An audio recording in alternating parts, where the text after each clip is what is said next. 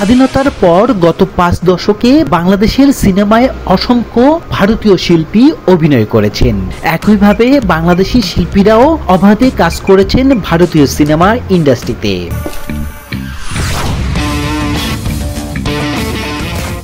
জুলাই অভ্যর্থনের পর রাজনৈতিক পট পরিবর্তনের সূত্র ধরে এবার পাওয়া গেল নতুন খবর। বাংলাদেশি সিনেমায় নায়িকা হিসেবে যুক্ত হলেন পাকিস্তানি এক মডেল। আসিফ ইকবাল জুয়েল নির্মাণ করছেন সিনেমা ফোর্স।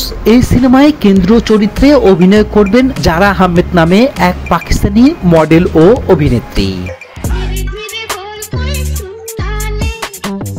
সিনেমায় কেন পাকিস্তানি মডেলকে নেওয়া হলো, এই প্রশ্নের উত্তর নির্মাতা জানান, পুলিশ চরিত্রের জন্য আমরা অনেকদিন ধরে নারী অভিনয় শিল্পী খুঁজছিলাম।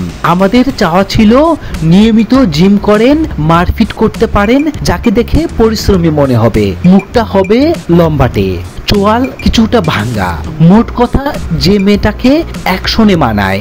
অনেক খোঁজার পর আমরা পাকিস্তানি মডেলকে পছন্দ করেছি।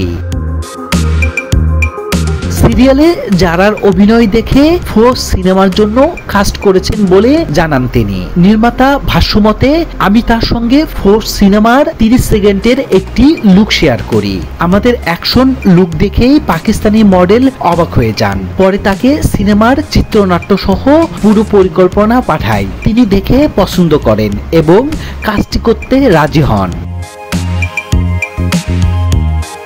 আসিফ জানায়, বর্তমানে সিনেমাটি প্রি প্রোডাকশনের কাজ চলছে। আগামী 10 এপ্রিল এফডিসিতে শুটিং শুরু করবেন।